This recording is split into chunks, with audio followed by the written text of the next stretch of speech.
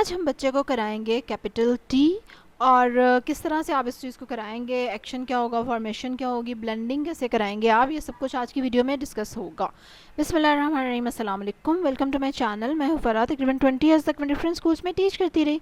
फिर जब education system मुझे इतना सेटिस्फैक्ट्री नहीं लगा तो मैंने छोड़ दिया स्कूल को, अपने बच्चों को भी स्कूल से उठा लिया। अब मैं इनको घर पे ही पढ़ाती हूँ, उनके लिए जो नई चीज़ें सीखती हूँ अपने इस चैनल पर शेयर करती हूँ। जो लोग इंटरेस्टेड हो ज़रूर सब्सक्राइब करें मेरे चैनल को और बेल आइकन पे भी ज़रूर क्लिक करें। ठीक है, चलें जी। अब बच्चा हमारा हो गया नर्सरी में, ऑलरेडी वो स्मॉल लेटर्स कर चुका है। ठीक है, उसने स्मॉल लेटर्स कर लिए हुए हैं, ये देखें।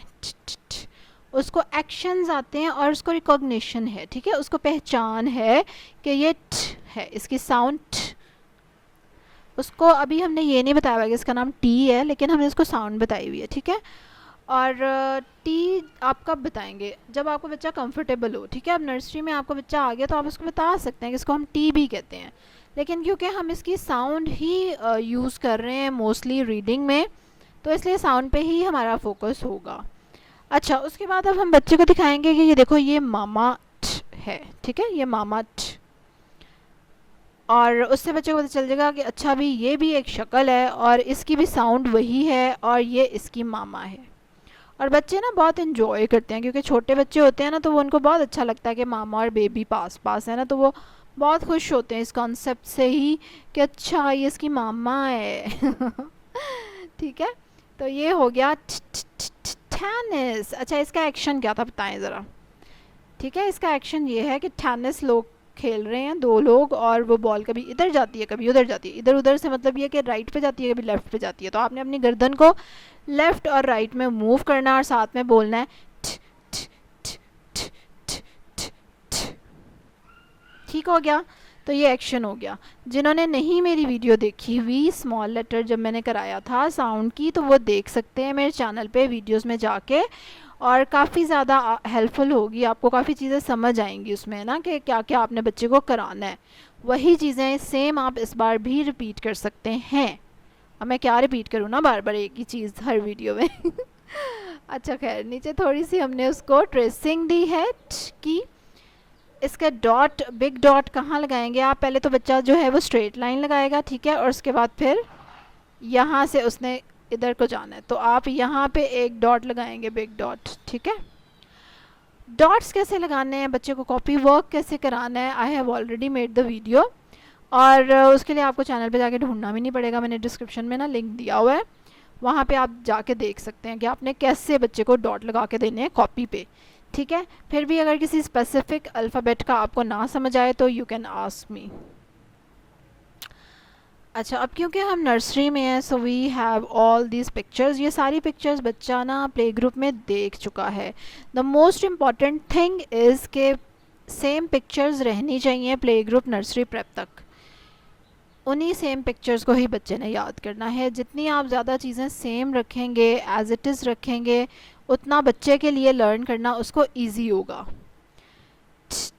टॉप, टैडी, टेनिस, बैट, ओपर टॉप, ओपर टॉप। ठीक है, ब्लेंडिंग ऑलरेडी हमारा बच्चा प्ले ग्रुप में भी करके आया हुआ है, तो यहाँ पे भी हम उसको ब्लेंड कराएंगे। हाथों से आप फिंगर्स खोलेंगे, ओ प टॉप। तो कितनी साउंड्स हुई? How many sounds are there? 3 sounds. तो कितनी साउंड्स हैं इसमें? 3 साउंड्स हैं, तो हम बॉक्स के अंदर लिखेंगे 3 साउंड्स हैं।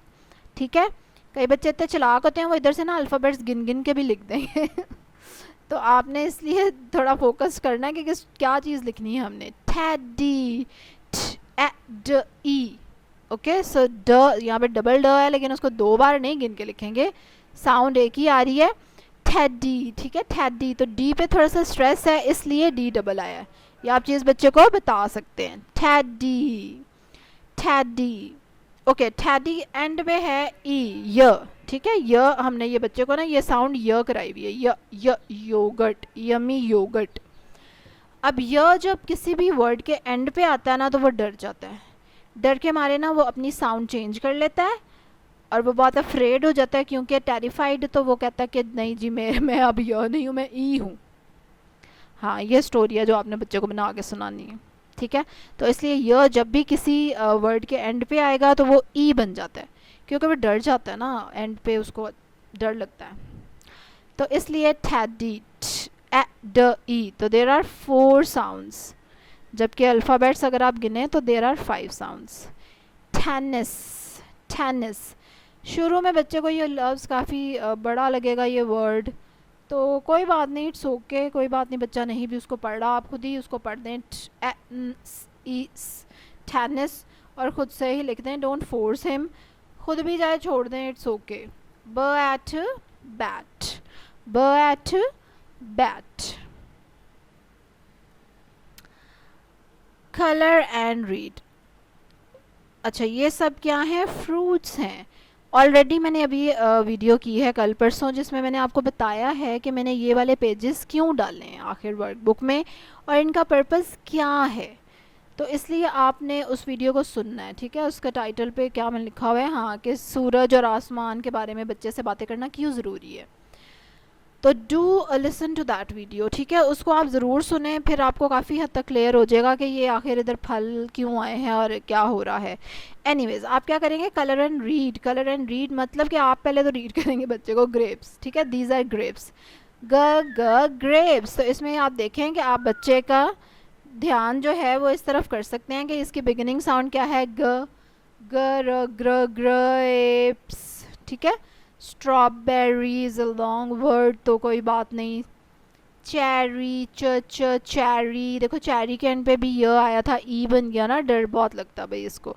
बनाना, एप्पल, एप्पल, स्ट्रॉबेरी, चेरी. तो मेन मकसद क्या है कि बच्चा इनको लिसन करे. जब वो लिसनिंग उसकी हो जाएगी ना पूरी, तो ऑटोमेटिकली वो बोलेगा कि these are grapes, this is strawberry, this is apple, this is cherry. लिखा हुआ हम इसीलिए दिखा रहे हैं कि उसको इसकी शक्लें भी लिखी हुई याद हो जाएंगी कि अच्छा जी ग्रेप्स कुछ इस तरह का लिखा होता है. स्ट्रॉबेरी जब लिखी होती है तो कुछ इस तरह की होती है उसकी शक्ल, कि उसके अंदर देखो ना, स्ट्रॉबेरी एस है, फिर ठ है, फिर उसके बाद ब है ऐसा लेटर के जिसकी स्ट्रेट लाइन है, फिर एंड पे उसके भी य है. इसी तरह चेरी के एंड पे य है. तो यही छोटी छोटी चीज़ें हैं जो कि उसको याद रहती हैं और फिर जाके हमारा भला होता है, ठीक है. फिर जाके बच्चा उसको सीखता है. एक्चुअली बच्चा नहीं सीख रहा होता जो हम उसको करा रहे होते हैं, जिस वक्त करा रहे होते हैं. ऐसा नहीं होता कि बच्चा उसी वक्त उस चीज़ को सेम वैसे ही सीख ले जैसे हम करा रहे हैं. बच्चे का अपना लर्निंग टाइम होता है और अपनी उसकी स्पीड होती है, अपने हिसाब से वो एब्जॉर्ब करता है. We can only facilitate him. हम सिर्फ उसको ना फैसिलिटेट कर सकते हैं, हम उसको बार बार वो चीज़ सुना सकते हैं. We can not force anything. तो इसलिए आपने इसको खुद रीड उसको करते रहना है until he himself starts reading it, और उसको पहचान हो जाए. बाकी आप देखेंगे ये ट्रिकी वर्ड्स हैं ज़्यादातर इसमें ना, तो बच्चा उनको फ़ौरन से रीड नहीं कर सकेगा, क्योंकि अभी तक हम उसको क्या रीड करना सिखा रहे हैं, साउंड्स के साथ सिंपल सिंपल से वर्ड्स, ठीक है. जैसे फ इन फिन, फ टू पेट. उसके बाद हमारे पास नेक्स्ट लेटर है फ. फ, ठीक है. दिस इज़ मामा फ एंड दिस इज़ बेबी फ. ऑलमोस्ट देखने में ये दोनों एक जैसे हैं, और सिर्फ यह है कि जो मामा फ है वो थोड़ा सा बड़ा हम लिखेंगे. अगेन हम उसके ये पिक्चर्स हैं. टॉप, टॉप में फ की साउंड आ रही है हमें at the end. Pant, pen, spot, over top, pant, pant, pin, pin, spot, spot. And similarly we can write कि कितनी साउंड्स इसमें आ रही हैं. फिर हमारे पास यहाँ पे बर्ड्स हैं, आप देख सकते हैं. आउल है, crow, peacock, pigeon, hen. And then we have this blending sheet जिसमें फ और ठ के मिक्स वर्ड्स हैं, जो कि बच्चे को खुद पढ़ने की कोशिश ज़रूर करनी चाहिए, क्योंकि वो ऑलरेडी प्ले ग्रुप में इसी तरह की शीट्स पढ़ के आया है, ब्लेंड करके आया है, ठीक है. ये देखें, फ इन पेन, फ at pet. Okay, so these are not very difficult words. तो बच्चे को ज़रूर पढ़ना चाहिए इसको. अगर वो नहीं पढ़ रहा तो आप उसको पढ़ के सुना देंगे और फिर बच्चा उसके बाद आपको पढ़ के सुनाएगा. And then we have this page, hen. This is a hen. It has a brown color. It is a bird. 3 लाइनों तक ज़रूरी नहीं आप रहें, आप अपनी और लाइनें भी लिख सकते हैं, ठीक है. लेकिन अगर आपको ये शौक़ चढ़ता है ना कि मैं अगले दिन बच्चा मुझे बताए जो मैंने उसको बताया, तो उसके लिए फिर आपको ज़रूरी है उन्हीं लाइनों पे स्टिक रहना. This is a hen, this is a hen, ठीक है। ये बच्चा डेली सुनेगा and then he is going to say कि दिस इज़ अ हैन। अगर आप उसको आज कह रहे हैं कि this is a hen, okay look it's a hen, what hen is doing. क्योंकि जब हम खुद से हैन के बारे में डिस्कशन करते हैं, जो कि बहुत अच्छी बात है और मैं उसी को इनकरेज करूँगी, तो उसमें यह है कि हम बच्चे के साथ डिफरेंट चीज़ें डिस्कस कर रहे हैं and he is listening it, और बस बात ख़त्म। उसके ब्रेन में उस चीज़ को वो प्रोसेस कर रहा है, सेव कर रहा है, काफ़ी है, मोर देन इनफ। लेकिन हमें क्योंकि शौक चढ़ता है कि जी बच्चा आप बताए भी, अब बच्चा उसको बता सकता है अगर वो उसको काफ़ी बार सुने। एक बार बताने के बाद आपने फ़ौरन सुनने की कोशिश नहीं करनी। अब वो बच्चा पता क्या बताएगा, जो डेली आप उसको बताते रहे हैं ना, उसमें से जो चीज़ आप ज़्यादा बार रिपीट करते रहे हैं ना, वो चीज़ें उसको याद हो जाएंगी उसके जहन में मोटी मोटी सी। अब उसको वो कंपाइल करके बता देगा। इसीलिए देखा, जब छोटे बच्चे हमें कोई बात बताते हैं तो उसमें मिसिंग होते हैं, कुछ वर्ड्स मिसिंग होते हैं, है और हैं मिसिंग होते हैं। दैट इज़ परफेक्टली नॉर्मल, ठीक है। अगर आप उसको टॉलरेट कर सकते हैं, करना भी चाहिए भाई। लेकिन ये जो स्कूल सिस्टम है ना, उसने तो बिल्कुल ये चीज़ ख़त्म कर दी हुई है कि बच्चा अगले दिन वर्ड टू वर्ड सुनाएगा तो वो लाइक होगा। मतलब देखो कि किस कदर अजीब और चीप किस्म की सोच है। एक बच्चे से ये चीज़ एक्सपेक्ट की जा रही है जो जिसका वो मेंटली ना कैपेबल ही नहीं है। समझ आई। तो अगर आपको गुस्सा आ जाता है, क्योंकि अभी ज़ाहिर है हम नई नई माएँ हैं, नए नए टीचर्स हैं जिनको इन बातों के बारे में पता चल रहा है, तो हमारी पुरानी आदतें नहीं बदलती और हम कहते हैं ना जी ना, बच्चा तो सुनाए जो मैंने इसको बताया, जो मैंने बताया था, जो मैंने तो इसलिए ये लाइंस मैंने 3 लिखी हैं कि यही 3 लाइनें जब वो रोज़ सुनेगा ना, वही 3 लाइनें आपको आराम से बता देगा। समझ आई। It is a bird, this is a hen, it has a brown colour. तो जितनी ज़्यादा लाइनें बताएंगे उतनी ज़्यादा लाइनें बच्चा सुनेगा। लेकिन आपने उसका टेस्ट लेते वक्त हाथ हौला रखना है, बिल्कुल total. Next alphabet is E, मामा ई, बेबी ई, ठीक है।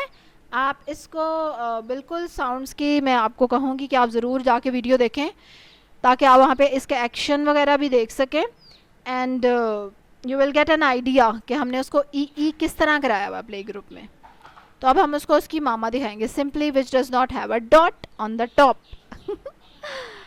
Ink, sit, Indian, pen, ink, eat, sit, pain, pen. Indian is a tricky word, so just avoid that.